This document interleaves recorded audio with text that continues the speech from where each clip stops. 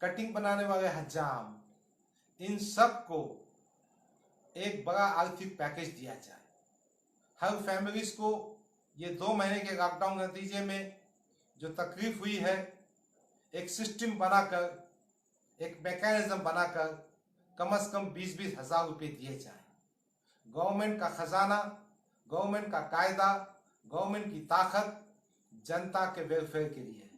आज लोग पैसों के लिए भी तरस रहे हैं, अनाज के लिए भी तरस रहे हैं, कोविड-19 की फटके से भी बर्दाश्त है। कहीं ऐसा ना हो जाए इनको पैसा ना मिलने की वजह से ये भूखमरी से मर जाए, ये क्राइम में इन्वॉल्व हो जाए। इसलिए सेंटर की गवर्नमेंट ने ताबड़तोड़ महाराष्ट्र के खास तौर पर इन अनऑर्गेनाइज सेक्टर के लिए, इन ऐसे आदमियों के लिए जिनका रजिस्ट्रेशन नहीं है, एक मैकेनिज्म बनाकर कुछ ना कुछ आर्थिक सहायता करना चाहिए। ये 2 महीने के लिए एक फैमिलीज को सेंटर के फाइनेंस मिनिस्टर के जरिए, सेंटर की गवर्नमेंट के जरिए, मेरा ऐसा मानना है 20-20 हजार रुपये देने चाहिए। रही बात एजुकेशनल इंस्टीट्यूशंस की, HRD मिनिस्ट्री के जेर एहतमाम, उसके कंट्रोल में AICT आता है, काफी सेंट्रल काउंसिल्स आते हैं, NCTE, pharmacy council of India, dental council of India. AICT ने एक एडवाइजरी जारी की है, उसमें यह कहा है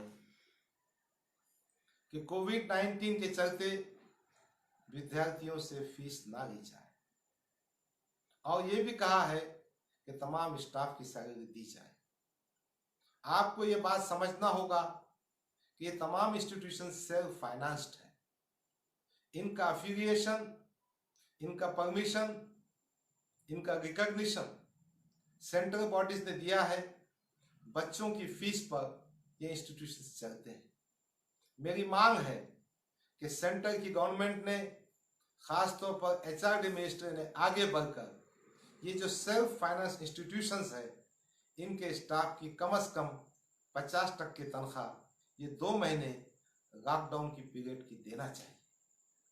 उसी तरह गवर्नमेंट ने ये एडवाइजरी डिक्लेयर किया कि हाउस रेंटेड जो फैमिलीज हैं उनसे किराया वसूल ना किया जाए, विद्यार्थियों से किराया वसूल ना किया जाए। आपको एक चीज समझना चाहिए, कुछ ऐसे फैमिलीज भी हैं जिनका उदर निर्वाह, जिनकी गुजर बसर रेंट पर होती है, इन्हें भी कुछ ना कुछ इंसेंटिव देना चाहिए। मैं इस मौके पर खास तौर पर सेंटर की गवर्नमेंट से गुजारिश करना चाहता हूँ, हमारे जो साथी मुख्तलिफ सियासी पार्टियों में हैं, वो खासदार हो कि वो आमदार हो कि राजकीय पक्ष के प्रतिनिधि हो, वो सब ने मिलकर ये गुजारिशात, ये विनंती, ये मांग सेंटर की गवर्नमेंट से करना चाहिए, ताकि अगर महाराष्ट्र को आर्थिक मदद मिलेगी तो हमारा महाराष्ट्र गवर्नमेंट बहुत अच्छे अंदाज में इस मसले को निपट सकती है। मैं इस मौके पर कुछ और बातें भी कहना चाहता हूं जो लॉ एंड ऑर्डर से रिलेटेड है, पुलिस महकमे से रिलेटेड है। हमारे माननीय अनिल देशमुख साहब फिर रहे हैं, घूम रहे हैं, कोशिश कर रहे हैं, मगर कुछ बातें कहीं ना कहीं कम पड़ रही। पुलिस प्रशासन की, चाहे किसी मुकाम का हो, वो बहुत मेहनत से काम कर रहे हैं, मगर कहीं ना कहीं समन्वय की कमी दिखती है। जैसा औरंगाबाद की मिसाल हो, मैं हमारे चिरंजीव प्रसाद साहब का नाम लेकर कह रहा हूँ, बहुत मेहनत से दिनों रात उनकी पूरी टीम काम कर रही, मगर कुछ जगह मैंने महसूस किया कि बात चीजों में समन्वय और थोड़ा सा समझाने का मामला कम है।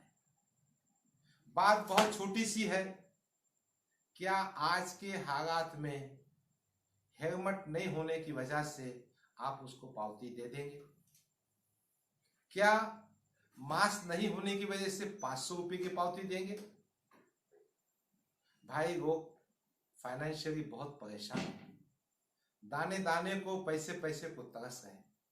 तो इस मसले पर मेरा मामला कि वो इतनी बड़ी फाइन, इतनी ज्यादती ना करें, हेलमेट की सख्ती ना करें, पावतियां नहा दें। दूसरी बात ऐसी है कि आज भी पुलिस का दबदबा है, पुलिस का दबदबा होना चाहिए। डायरेक्टर जनरल पुलिस महाराष्ट्र ने एक सर्कुलर इशू किया था, उसके पीछे एक अच्छा विचार था कि जहां तक हो सके डंडे का इस्तेमाल, लाठी का इस्तेमाल, बल का इस्तेमाल कम से कम किया जाए। मैं यह महसूस कर रहा हूं कि बात जगहों पर हमारे पुलिस वाले, खासतौर पर औरंगाबाद में देखा हूं, लाठी का, डंडे का कुछ ज्यादा इस्तेमाल कर रहे हैं। भाई आपका डंडा ही काफी है, डंडा पटकना ही काफी है, आपकी ढौंस ही काफी है। दूसरी बात जो माननीय चिरंजीव प्रसाद जी को कहना चाहता हूं, महाराष्ट्र के तमाम जिम्मेदारों से कहना चाहता हूं, यकीनन कोविड-19 के पेशेंट का डिटेक्शन, सर्वे, कॉन्टैक्ट का ट्रेसिंग, उनका आइसोलेशन बहुत जरूरी है ताकि हमें चेन को रोक सके। मगर जब कभी कोई कोविड पॉजिटिव का पेशेंट आपको डिटेक्ट होता है, उसके कॉन्टैक्ट्स को आपको क्वारंटीन में पहुंचाना होता है, उस वक्त थोड़ा समन्वय से, समझा कर, मोहब्बत से लेकर गए तो ज्यादा बेहतर होगा। बहुत सारी शिकायतें आती है कि पुलिस थोड़ा सा ताकत का इस्तेमाल करती है। लोगों को समझाने के बाद, उस मुकामी लोगों के एतमाद में रहने के बाद अगर हम क्वारंटीन में रह जाएंगे तो ज्यादा बेहतर होगा, लोगों का एतमाद हासिल होगा, लोगों की मदद हासिल होगी। एक और बात कहना चाहता हूं, चूंकि कोविड-19 के जो पेशेंट्स हैं, जिस तरह से मुंबई में, धारावी में जो कांटेक्ट में लोग आए, उनको होम क्वारंटीन नहीं किया गया, उनको इंस्टीट्यूशनल क्वारंटीन किया गया, दूर ले जाके क्वारंटीन किया गया। उसके पीछे मकसद ये था कि एक एक रूम में 8-8, 10-10 आदमी रहते हैं, क्या होम क्वारंटीन होगा वो? इसलिए यहां भी इन बस्तियों में जहां पे बहुत ज्यादा आबादी है, अब नूर कॉलोनी, खियारा, बाईजीपुरा, थिक पॉपुलेटेड बस्तियां हैं, यहाँ के जो कॉन्टैक्ट ट्रेस होंगे उनको वहां रखने के बजाय इंस्टीट्यूशंस में ले जाकर होम क्वारंटाइन के बजाय इंस्टीट्यूशनल क्वारंटीन किया जाए। और ये सब काम करते वक्त उनको एतमाद में लेकर, उनको समझा कर, और अगर ना समझे तो ताकत का इस्तेमाल करना होगा, किया जाए तो माहौल और अच्छा होगा। मैंने एक बात महसूस किया है, जो मैंने अभी एडवाइजरी में देखा था कल शाम में। अच्छा, ये एडवाइजरी भी कब इशू होती है? रात में 1 बजे व्हाट्सएप पे आ जाती है। लोगों को मालूम नहीं होता कि इवन डे में क्या करना है, ऑड डे में क्या करना है, जीवन आवश्यक वस्तु कब खरीदना है, कब नहीं खरीदना है। इसकी जो वाइड पब्लिसिटी होना चाहिए वो तरीके से हो नहीं पाती। जो हजरात पुलिस के नोटिस पढ़ सकते हैं, जिनके पास व्हाट्सएप है, उन्हें मालूम होता है। मैं समझता हूं इस मामले में हमारे धार्मिक प्रेसेस को इस्तेमाल करना चाहिए। हमारे शहर में मंदिर है, वहां पुजारी बैठता है, स्पीकर का इंतजाम है, मस्जिद है, हमारे पास बुद्ध विहार है, हमारे पास चर्च है। हमने और पूरी जनता ने, चाहे वो किसी धर्म का हो, धार्मिक जमघटे को मना किया है, उस पर अमल भी कर रहे हैं। मगर जब मस्जिद से कोई बात, मंदिर से कोई बात, पुलिस की एडवाइस निकलती है तो ज्यादा प्रभावी होगी। जैसा अब आज है 2 तारीख, अब 3 तारीख को कंप्लीट लॉकडाउन है, मगर 4 तारीख को 7 बजे से 11 बजे तक जीवन आवश्यक वस्तु के लिए आपको शहर में सामान खरीदने की इजाजत है। तो अगर ये बातें कोई धार्मिक स्थल से उस महीने में अनाउंसमेंट होती है तो जनता को मालूम होगा। आपने इसके साथ साथ ये भी कहना है कि मास्क का इस्तेमाल कंपलसरी है। अगर मास्क नहीं है तो रुमाल इस्तेमाल कर सकता है, दस्ती इस्तेमाल कर सकता है, ताकि जनता की बात समझ में आएगी। उनको ये भी बताना है मुस्तकिल कि घरों में रहना है, जमघटा पैदा नहीं करना है, साबुन से हमेशा हाथ धोना है, आंख और नाक को हाथ नहीं लगाना है। ये तमाम बातें हमारे जो धार्मिक स्थल है, हमारे जो धर्म गुरु हैं उनके पास जो माइक सिस्टम है उसके जरिए से महरे में बात पहुंचाएंगे तो समझ में आएगा। मैंने जागृति की बात देखी है, समझाने की बात देखी है, और मैं महसूस कर रहा हूं कि सभी धर्म के लोग, सभी धर्म के धर्म गुरु, सभी समाज के लोग इस काम में पुलिस का सहकार्य करना चाहते हैं।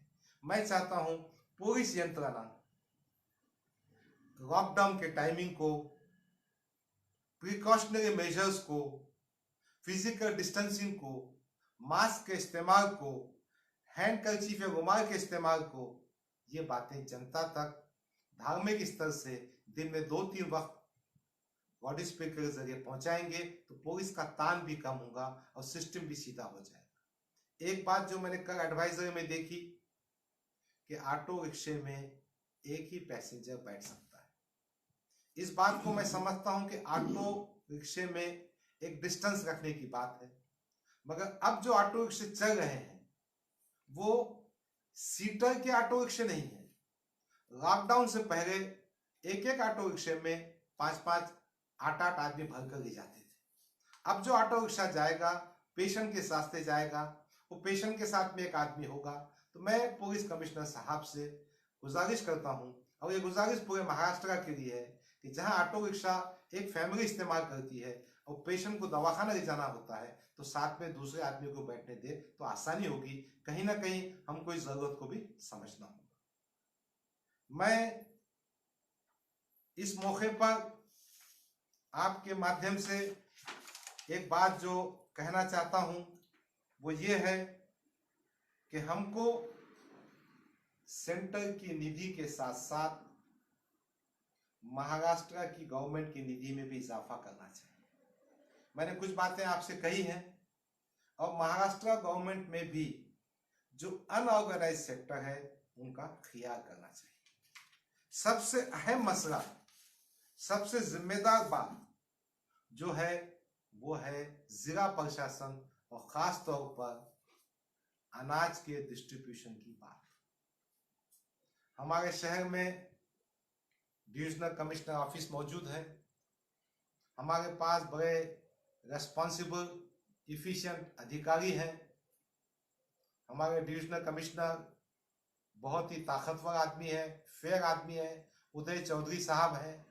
हमारे डिस्ट्रिक्ट सप्लाई ऑफिसर हैं माधव किरोगे साहब। मगर मैंने एक बात महसूस किया हूं कि राशन की दुकान वाले कुछ ना कुछ हद तक अपनी जिम्मेदारी अदा करने में बहुत पीछे। अभी बीच में डिस्ट्रिक्ट सप्लाई ऑफिसर ने और कलेक्टर ने और तहसीलदार साहब ने तय किया था कि हम राशन की दुकान पर शिक्षक की नियुक्ति करेंगे जो ये देखेगा कि वो कस्टमर को उसके हिस्से का पूरा राशन मिल पा रहा है। वो ये देखेगा कि दुकानें वक्त पर खुलेगी, वक्त पर बंद होगी। वो ये देखेगा कि जो कस्टमर है उसको जो अनाज दिया जा रहा है उसकी उसको पावती मिलेगी। मेरी गुजारिश है कि ताबड़तोड़ हर राशन दुकान पर 2 सीसीटीवी कैमरे बिठाए जाए।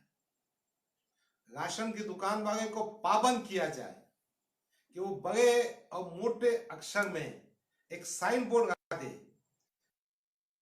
वाले को इतना गेहूं, इतना चावल, इतनी कीमत में मिलेगा, जो अन्नदाता है उसको इतना मिलेगा, जो येलो कार्ड है उसको इतना मिलेगा, और पावती देना कंपलसरी कीजिए। मैंने शख्सी तौर पर कई दुकानों की शिकायतें की थी, हमारे डीएसओ ने कार्रवाई भी की है, मगर मेरा मानना यह है कि कुछ दुकान वाले सुधरने वाले नहीं हैं। इनको सुधारने के लिए कहीं ना कहीं फौजदारी कायदे को इस्तेमाल करना पड़ेगा। अगर कोई राशन की दुकान वाला नियमित राशन नहीं देता है या राशन कम देता है, ज्यादा पैसे लेता है, पावती नहीं देता है, तो मेरे हिसाब से फौजदारी आचार संहिता की बात भी इसमें आती है। आप इन पर क्रिमिनल केसेस बुक कीजिए। सिर्फ नोटिस देने से, लाइसेंस कैंसिल करने से ये सुधरने वाले नहीं हैं।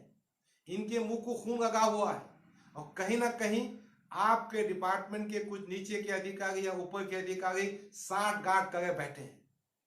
गवर्नमेंट की इतनी अच्छी स्कीम जिसके माध्यम से कोविड-19 में हम गरीबों को मदद कर सकते हैं, उनकी आंसू पोंछ सकते हैं, ये पूरी स्कीम का सत्यानाश हो रहा है। मैं खास तौर पर डिविजनल कमिश्नर साहब सुनील केंद्रेकर साहब हो, उदय चौधरी साहब हो, डीएसओ साहब से कहना चाहता हूं कि भाई सीसीटीवी कैमरे बिठाइए। उस सीसीटीवी कैमरे को आपके सेंट्रल ऑफिस से कोऑर्डिनेट कर दीजिए। आज तो सिस्टम इतना पक्का हो चुका है कि आप मोबाइल पर सीसीटीवी कैमरे पे क्या चल रहा देख सकते हैं। और एक कंट्रोल रूम बनाइए हर तालुके में, हर डिस्ट्रिक्ट में, जहां पर पूरे राशन दुकान के सीसीटीवी कैमरे को आप बैठ के मॉनिटर कर सकेंगे। आपको उस बहाने से समझ में आएगा कि कौन सी दुकान पर झुम्मट ज्यादा हो जा रहा है, कौन सी दुकान पर सोशल डिस्टेंसिंग नहीं हो गई है। आप संबंधित पुलिस स्टेशन को भेज सकते हैं। मेरा ऐसा मानना है कि इस बारे में बहुत जिम्मेदारी से काम करने की आवश्यकता है। अगर हम काम करेंगे तो रिजल्ट आएगा। ये मसला औरंगाबाद शहर का तो है, मैं समझता हूं पूरे महाराष्ट्र का है। मैं इस फेसबुक पर हमारे food and civil supplies minister Chhagan Bhujbal ji से मुखातिब हूं। मैं एक गुजारिश करना चाहता हूं कि आप इसमें पारदर्शिता लाइए। आप इसमें जो जरूरतमंद है, जो डिजर्व है, जो गरजू है, उस तक राशन पहुंच की दक्षता लीजिए। अपना मेजर प्रॉब्लम सॉल्व हो जाएगा। मगर कहीं कहीं कुछ छोटी मोटी बातें भी सामने आ रही हैं। जैसा अभी नारेगांव में 2 पेशेंट पॉजिटिव डिटेक्ट हुई है। नारेगांव के 2 पेशेंट डिटेक्ट होने के बाद उस पूरी बस्ती को सील कर दिया गया। उस बस्ती में पीने के पानी के पाइपलाइन नहीं है। जनता बाहर जाकर पानी भर के लाती है। आज हालत यह है, आपने लॉकडाउन कर दिया, आपने पूरा पैकअप कर दिया, लोग पानी पीने के पानी के बाहर भी नहीं जा सकते। तो जहां जहां पुलिस प्रशासन और औरंगाबाद म्युनिसिपल कॉर्पोरेशन जो एरिया को सील आउट कर रहा है, उनकी बुनियादी जरूरतों को भी समझना होगा। अगर आप पीने को पानी नहीं देंगे तो हाथ कहां से धोएगा, जिंदा कैसे रहेगा, कोविड से मरेगा क्या प्यास से मरेगा, क्या भूख से मरेगा। मैं हमारे आस्तिक कुमार पांडे साहब औरंगाबाद म्युनिसिपल कमिश्नर से गुजारिश करता हूं कि आप खास तौर पर नारेगांव के एरिया में जहां पर पानी का कनेक्शन नहीं है, नू कॉलोनी कुछ एरिया में जहां पर वाटर सप्लाई नहीं है, वहां पर वाटर के टैंकर्स भेजें, लोगों की प्यास बुझाएं। दूसरी बात, जहां पे पानी की सप्लाई मौजूद है, पानी का टैप मौजूद है, वाटर कनेक्शन मौजूद है, वो काम नियमित तरीके से होना चाहिए। सफाई कामगार काम कर रहे हैं, औरंगाबाद म्युनिसिपल कॉर्पोरेशन की पूरी यूनिट काम कर रही है। यही बातें दूसरे महानगर पालिका के लिए भी एप्लीकेबल होती हैं। उनके जिम्मेदारों से भी मैं महाराष्ट्र का जिम्मेदार होने के हिस्से से गुजारिश कर रहा हूं कि आप भी इसकी दक्षता लीजिए कि जिन एरियो को आपने पैक किया है, जिन एरियो को आपने सील किया है, वहां पर जीवन आवश्यक वस्तु, वहां पर पीने का पानी दर रोज मिल सके ताकि जनता को तकलीफ ना हो। मैं आज ये तमाम बातें फेसबुक के माध्यम से कहना चाह रहा हूं। कुछ बातें मैं निवेदन के माध्यम से देना सोच रहा था, मगर मैंने महसूस किया फिजिकल कांटेक्ट होना मुश्किल है। प्रशासन, तमाम जिम्मेदार, पुलिस महकमा, पूरा मंत्रिमंडल, महाराष्ट्र गवर्नमेंट पूरी ताकत से लगी हुई है। जो अच्छी बातें, जो सुझाव मेरे दिमाग में आए, जो मांगे मेरे जहन में थी, मैंने आप तक पहुंचाने की कोशिश किया है। मैं इंशाअल्लाह ये तमाम बातें संबंधित खाते को संबंधित बातें पहुंचाने की कोशिश करूंगा। मेरी विनंती है, मेरी ख्वाहिश है कि जिम्मेदार इस पर गौर करें और अच्छा मैकेनिज्म बनाकर हमें साबित करें कि हम 30% पेशेंट होने के बावजूद महाराष्ट्र में हम महाराष्ट्र को कोरोना से मुक्त करेंगे। एक बात और कहना चाहता हूं, ये जंग किसी समाज की नहीं, ये जंग किसी धर्म की नहीं, ये किसी जात की नहीं, ये पूरे हिंदुस्तान की जंग है, पूरे भारत देश की जंग है। हम सबको अपनी पार्टी से ऊंचा उठकर, जात धर्म मजहब से ऊंचा उठकर, मिलजुल कर इस आपत्ति को साथ देना होगा। मैं एक बात और कहना चाहता हूं कि इन बातों में अगर किसी के पास कुछ और सुझाव है तो मेरे पास दे सकते हैं, मैं आपके साथ में हूं। आइए हम सब अच्छे काम करेंगे। हम महाराष्ट्र पर जो 30% का धब्बा है वो मिटाएंगे और इस बात की कोशिश करेंगे कि ज्यादा से ज्यादा टेस्टिंग हो, आइसोलेशन हो, ट्रीटमेंट हो। मैं एक बात चलते चलते कहना चाहता हूं, हमारे राज्य के आरोग्य मंत्री पी गए, मगर कहीं ना कहीं जब औरंगाबाद में मीटिंग हुई तो उन्होंने एक बात कही थी कि मॉर्टेलिटी रेट कैसा कम होगा। उन्होंने प्लाज्मा थेरेपी की कोशिश की थी, कोशिश करते रहेंगे, मगर मॉर्टेलिटी रेट कम होने के लिए हमारा जो इंफ्रास्ट्रक्चर है उसको तो मजबूत करना होगा, मगर कहीं ना कहीं डॉक्टरों पे भी जिम्मेदारियां ऐड करना होगा।